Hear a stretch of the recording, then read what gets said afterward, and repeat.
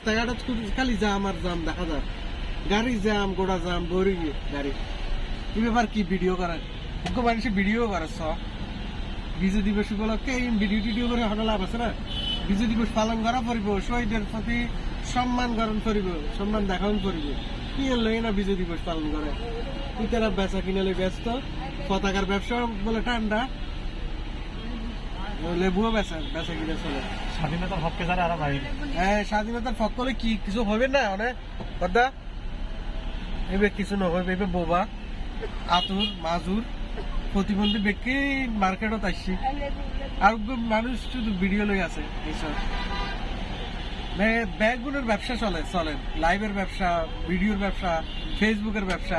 প্রতিবন্ধী আতুর মাজুর ব্যাগগুলো আমি দিয়ে ভিডিও তুলতে আমার বেলা এইসব এবার মুখ বান্ধি ভিডিও করে আজীবন টিকটক করে।